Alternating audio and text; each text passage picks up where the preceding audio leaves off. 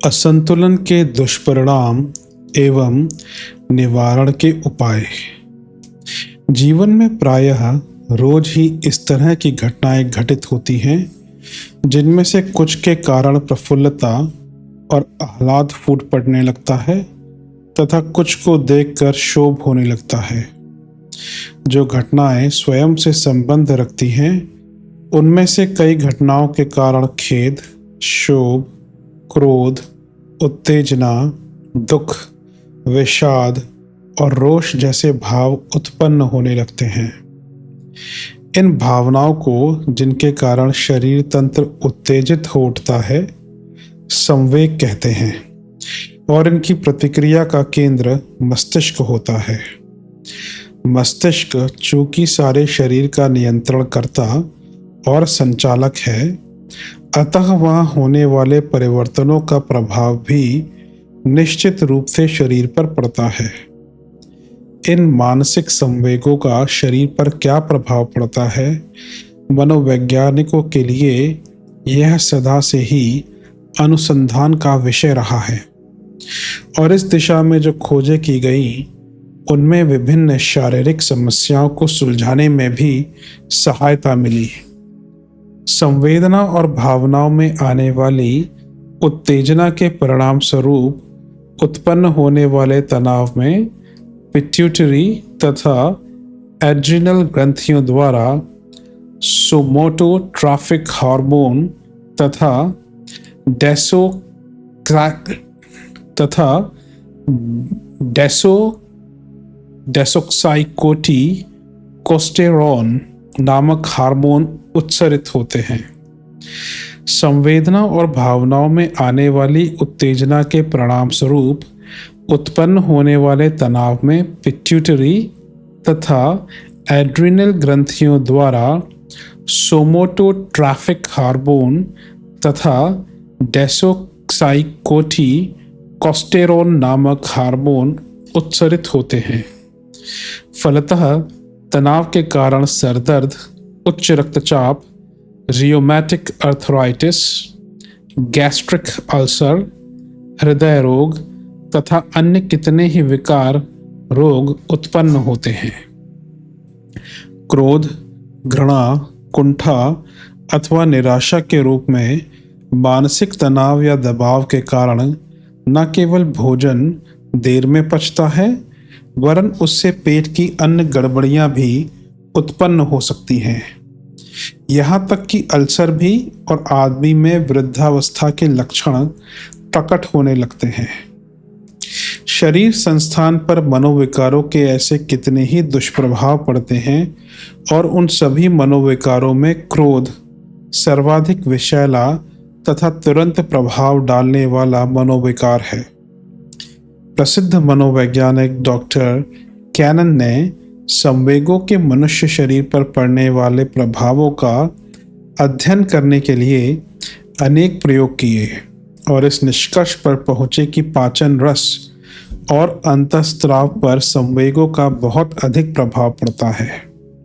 जब संवेग तीव्र होता है तो अंतःस्राव कम होने लगता है और पाचन क्रिया में गड़बड़ी होने लगती है। जब संवेग ठीक रहते हैं तो पाचन क्रिया भी ठीक ठाक चलने लगती है। अंतःस्राव किस परिमाण में होता है यह संवेगों के स्वभाव पर ही निर्भर करता है। भय का संवेग तीव्र होने पर इसका प्रभाव कम परिमाण में होता है और क्रोध का संवेग तीव्र होने पर अधिक। क्रोध चूंकि एक उत्तेजनात्मक आवेग है, अतः कुछ प्रभाव तो तुरंत ही देखा जा सकता है, जैसे आंखों में लाल डोरे तन जाते हैं, शरीर कांपने लगता है, हृदय की धड़कनें बढ़ जाती हैं आदि। क्रोध के कारण होने वाले शारीरिक शक्ति ह्रास को जानने के लिए डॉक्टर अरोल और डॉक्टर कैनन ने अनेक परीक्षण किए और इस परिणाम पर पहुंचे कि क्रोध के कारण उत्पन्न होने वाली विषाक्त शर्करा पाचन शक्ति के लिए सबसे खतरनाक है। यह रक्त को विकृत कर शरीर में पीलापन, नसों में तनाव, कटिशूल आदि पैदा कर देती है। क्रोधाभिभूत माँ का दूध पिलाने पर बच्चे के पेट में मरोड़ होने लगती है और हमेशा चिड़चिड़ी रहने वाली माँ का दूध कभी कभी तो इतना विषाक्त हो जाता है कि बच्चे को जीर्ण रोग तक हो जाते हैं। क्रोध से शारीरिक शक्ति का ह्रास होता है तो मानसिक शक्ति भी क्षरित होती है। अमेरिका के प्रसिद्ध मनोचिकित्सक डॉक्टर जे एस्टर ने क्रोध के कारण होने वाली मानसिक शक्ति के ह्रास के संबंध में कहा है, 15 मिनट क्रोध के रहने से मनुष्य की जितनी शक्ति नष्ट होती है उससे वह साधारण अवस्था में 9 घंटे कड़ी मेहनत कर सकता है। शक्ति का नाश करने के साथ क्रोध शरीर और चेहरे पर अपना प्रभाव छोड़कर उसके स्वास्थ्य सौंदर्य को भी नष्ट कर देता है। ऐसे व्यक्ति में जवानी में ही बुढ़ापे के चिन्ह प्रकट हो जाते हैं। क्रोध का कारण बताते हुए गीता में कहा गया है, कामात क्रोधो अभिजायते 2/62। कामनाओं में विक्षेप उपस्थित होने पर उस विक्षेप के कारण क्रोध उत्पन्न होता है। 3-4 महीने के बच्चे को यदि कोई थप्पड़ मार दे तो उस थप्पड़ की पीड़ा से वह रो तो उठेगा, किंतु उठे हुए हाथ और स्वयं की पीड़ा का अंतर संबंध उसे ज्ञात नहीं रहता। इस हाथ से थप्पड़ मारे जाने के कारण मुझे पीड़ा हो रही है, यह जानकारी उसे नहीं रहती, इसलिए उसके रुदन में क्रोध का आवेश नहीं रहता। इस प्रकार क्रोध दुख कष्ट के कारण के बोध से उत्पन्न होता है। अपनी हानि या दुख का कोई कारण उपस्थित होने पर क्रोध का आवेग पैदा हो जाता है। अपने मनोरथों को विफल कर सकने वाले अभीष्ट प्राप्ति के मार्ग में बाधक का स्पष्ट परिचय पाकर क्रोध उदित होता है। यह क्रोध का सामान्य स्वरूप हुआ, किंतु मनुष्य की भी प्रतिक्रिया सरल यंत्रवत नहीं होती। इसीलिए क्रोध के स्वरूप और उसकी अभिव्यक्ति के ढंग दोनों में बहुतेरी भिन्नताएं होती हैं। क्रोध एक विचार मात्र नहीं है, वह एक भावावेग है। उसका संपूर्ण शरीर संस्थान और मनः संस्थान पर प्रभाव पड़ता है। क्रोधवश कामनाओं में बाधक को हानि पहुंचाने की जो भावना है वह भी परिणाम में अपने पक्ष में कभी कभार ही जा पाती है। संभव है जिसे हानि पहुंचाने का प्रयास किया जा रहा है वही कल भिन्न अवसर पर अपने लिए उपयोगी सिद्ध हो। हमारी कामना पूर्ति में वह बाधक बनता दिख रहा है, किंतु कल को वही कामना हमें महत्वहीन लग सकती है और किसी अधिक महत्वपूर्ण कामना में आज का बाधक सहायक के रूप में सामने आ सकता है। इससे भी बड़ी बात यह है कि क्रोध में दुख या हानि के कारण को नष्ट कर देने की या क्षतिग्रस्त कर देने की भावना इतनी तेजी से उमड़ती है कि अपनी भूल या दोष की ओर तो ध्यान ही नहीं जाता। जो करने जा रहे हैं उसके परिणाम का विचार नहीं आ पाता। ऐसी स्थिति में कई बार पूर्व में हो गई हानि के साथ ही क्रोध में किए कामों से और बड़ी हानि हो जाती है। जैसे कोई व्यक्ति सुने कि उसका शत्रु 10-12 लठैतों के साथ उसे मारने आ रहा है और वह चट क्रुद्ध होकर उस शत्रु को मारने अकेला दौड़ पड़े, बिना शत्रु की शक्ति का विचार एवं अपनी सुरक्षा की व्यवस्था किए, तो परिणाम में उसे ही प्राण गंवाने पड़ सकते हैं।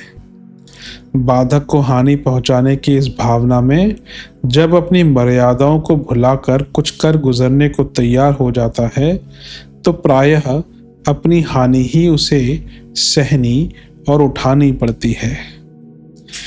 क्रोध मन को उत्तेजित और खिंची हुई अवस्था में रख देता है। इससे शरीर में तनाव आ जाता है, रक्त संचालन तीव्र होता है और अनावश्यक गर्मी शरीर में आ जाती है। विचार शक्ति शिथिल हो जाती है। तीव्र रक्त संचालन से चेहरा तमतमा उठता है, ओंठ फड़कने लगते हैं, आंखें लाल हो उठती हैं। भीतरी अवयवों पर भी ऐसा ही अनिष्ट और दूषित प्रभाव पड़ता है। हृदय स्पंदन तेज हो जाता है, आंतों का पानी गर्मी से सूखने लगता है, पाचन क्रिया शिथिल पड़ जाती है, रक्त में एक प्रकार का विष उत्पन्न होता है जो जीवनी शक्ति को क्षीण कर देता है। एड्रिनल ग्रंथियों से क्रोध की स्थिति में जो हार्मोन्स स्त्रवित होते हैं वे रक्त के साथ मिलकर जिगर में पहुंचते हैं और वहां जमे ग्लाइकोजन को शर्करा में बदल देते हैं। यह अतिरिक्त शक्कर शरीर पर विषाक्त प्रभाव डालती है। इस प्रकार क्रोध से बाधक तत्व की हानि हो या नहीं, अपनी हानि अवश्य होती है। क्रोध के कारण की तो कोई क्षति कभी कभार ही होती है, परंतु क्रोधी व्यक्ति की स्वयं की क्षति हर बार होती है। फिर कामनाएं भी बहुरंगी होती हैं। किसी की प्रत्येक कामना की पूर्ति असंभव तो है ही, अनुचित भी है, क्योंकि उनमें से कई दूसरों की कामनाओं के विरुद्ध होती है। किसी एक की सब कामनाएं पूरी हो जाने का वरदान यदि मिल जाए तो उसमें अनेकों की अनेक कामनाएं विफल होने का शाप भी सम्मिलित होना चाहिए। इसलिए अपनी प्रत्येक कामना की पूर्ति को आवश्यक मानने और उसमें बाधा उत्पन्न होते ही क्रोध से भड़क उठने की मनस्थिति को अपरिपक्व और शुद्र ही कहा जाएगा। फिर उस क्रोध की प्रतिक्रिया में औरों का भी क्रोध भड़क उठने की संभावना और उस संभावना के परिणामों का सामना करने को भी तैयार रहना चाहिए। क्रोध के अधिकांश कारण तो अत्यंत सामान्य व छोटे होते हैं। कई बार तो वे सर्वथा आधारहीन ही दिखाई पड़ते हैं। ऐसे भी समाचार सुनने में आते रहते हैं कि किसी छोटे फल वाले से उधार फल मांगे या रिक्शे वाले से मुफ्त में बैठाकर घुमाने को कहे तो पहले के पैसे बाकी होने से फल वाले ने अथवा आजीविका में व्यस्त रिक्शे वाले ने मना कर दी, तो क्रोध में उनकी ऐसी पिटाई की कि वे मर ही गए। यह अविवेकी क्रोध और उन्मत्त अहंकार के स्वाभाविक किंतु भयंकर परिणाम है। अपने इस क्षुद्र और क्षणिक क्रोधान्माद पर फांसी या आजीवन कारावास की सजा भुगतते हुए पछताने रोने के अतिरिक्त और कुछ हाथ नहीं रहता। ऐसे घातक परिणामों को लक्ष्य कर ही यह कहा गया है कि क्रोधी अंधा होता है। वह केवल उस ओर देखता है जिसे वह दुख का कारण या अपनी कामनाओं का बाधक समझता है। उसका नाश हो, उसे हानि, दुख, कष्ट पहुंचे, यही क्रोधी का लक्ष्य होता है। वह लक्ष्य भी पूरा नहीं हो पाता क्योंकि क्रोध एक अति वेगवान मनोविकार है। सोचने विचारने का समय वह मस्तिष्क को देता ही कब है। यह तो आंधी तूफान की तरह पूरे मनोजगत पर सहसा छा जाता है और अनर्थकारी कार्य संपन्न कराने के बाद ही हटता है। इसीलिए तो ऋषि ने कहा है, संचित स्यापि महता सक्लेशेन मानवे है, यश सस्त पतस्सश्चैव क्रोधो नाशकारः परः। मनुष्य द्वारा बहुत प्रयत्नों से अर्जित यश और तप को भी क्रोध नष्ट कर डालता है। महर्षि वाल्मीकि ने रामायण में कहा है, क्रोधः प्राणहरः शत्रुः क्रोधो अमित्र मुखो रिपुः। क्रोधो ह्रासी महातीक्ष्णः सर्वं क्रोधो अपकर्षति। तपते यतैते चैव यच्च दानं प्रयच्छति। क्रोधेन सर्वं हरति तस्मात् क्रोधं विवर्जयेत्। उत्तरकांड 71। अर्थात क्रोध प्राणहारी शत्रु है, अमित्र मुखधारी बैरी है, एक तीक्ष्ण तलवार है। यह क्रोध सब प्रकार से गिराता ही है। मनुष्य जो तप संयम दान आदि करता है, क्रोध उन सब को हर लेता है। इसलिए क्रोध का परित्याग कर ही देना चाहिए। ये तो बाधक तत्व को हानि पहुंचाने की उत्तेजना उत्पन्न करने वाले क्रोध के दुष्परिणाम है। जब क्रुद्ध मनस्थिति के संपर्क में आए अन्य व्यक्तियों के प्रति रोषपूर्ण व्यवहार किया जाता है, तब वह तो सर्वथा अनुचित एवं अन्यायपूर्ण होता है। उसका परिणाम भी अत्यंत हानिकारक होता है। जिसे यों ही अकारण अपमानित किया गया है, उसके मन में अपमान का यह शूल निरंतर चुभता रहता है और उसका परिणाम हर प्रकार से अशुभ ही होता है। दफ्तर से बिगड़ कर आया बाबू पत्नी को पीटकर दाम्पत्य सुख में आग लगाता है और बाहर का क्रोध घर के नौकर पर उतारने वाले शुद्ध नौकर द्वारा छिपकर की जाने वाली चोरी, लापरवाही व क्षति को भोगते हैं। क्रुद्ध मनस्थिति में मित्रों परिचितों से दुर्व्यवहार करने वालों को मैत्री, सुख और परिचितों की सहानुभूति से वंचित रहना पड़ता है। साथ ही निंदा व तिरस्कार भी सहना पड़ता है। क्रोधी मनुष्य दूसरे के समर्थ, शक्तिशाली होने पर जब अपने मंतव्य में सफल नहीं हो पाता, तो वह स्वयं अपने ऊपर वैसी ही क्रिया करने लगता है जो वह दूसरों को हानि पहुंचाने के लिए करने की सोच रहा था। अपना सिर फोड़ने लगना, बाल नोचने लगना, अंग भंग और आत्महत्या तक कर बैठना ऐसी ही मनस्थिति के परिणाम होते हैं। इस प्रकार क्रोध सदैव हानिकारक ही सिद्ध होता है। यदि क्रोध आवेग के रूप में ना हो, तब तो उससे कुछ प्रयोजन भी सिद्ध होता है, किंतु प्रचंड भावावेग के रूप में तो वह सर्वनाशी ही सिद्ध होता है। अनौचित्य को देखकर उत्पन्न होने वाले विवेक नियंत्रित क्रोध की बात भिन्न है।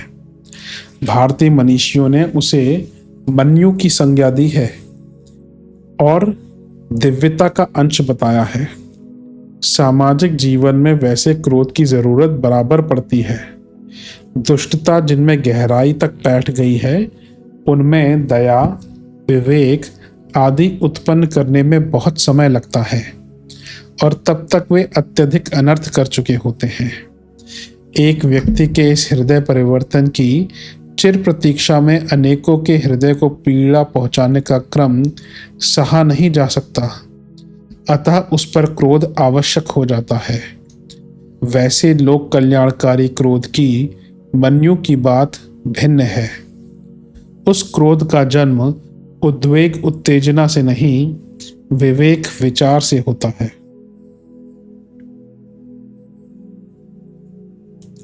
जन सामान्य के क्रोध में प्रतिकार और प्रपीड़न की ही उग्रता होती है। यह क्रोध उत्तेजना और आवेश के रूप में ही उत्पन्न होती है। इससे सत्य असत्य की विवेक शक्ति दब जाती है और लड़ाई झगड़ा, कटुता, मारपीट के रूप में ही उसकी अभिव्यक्ति होती है। क्रोध का मन के दूसरे विकारों से घनिष्ठ संबंध है। अस्थिरता, क्षणिकता, कुंठा, उद्वेग, अहंकार, असहिष्णुता आदि इसके सहचर हैं। चिड़चिड़ापन कमजोर व्यक्तियों में उत्पन्न होने वाला क्रोध आवेश ही है। क्रोध के कारणों पर विचार किया जाए तो गलत जीवन दृष्टि, मन का विकृत अभ्यास तथा असात्विक आहार मुख्य कारण सिद्ध होते हैं। अतः क्रोधी प्रवृत्ति से मुक्ति के इच्छुक व्यक्तियों को आहार की सात्विकता पर भी विशेष ध्यान देना ही चाहिए। साथ ही मन को यदि ऐसा अभ्यास पड़ गया है तो उसके दुष्परिणामों पर गंभीरतापूर्वक विचार करना चाहिए और सही जीवन दृष्टि अपनाने का यत्न एवं उद्योग करना चाहिए। क्रोध की ब्राह्म्य अभिव्यक्ति दबाकर मन ही मन लंबे समय तक सुलगते रहना ही बैर है।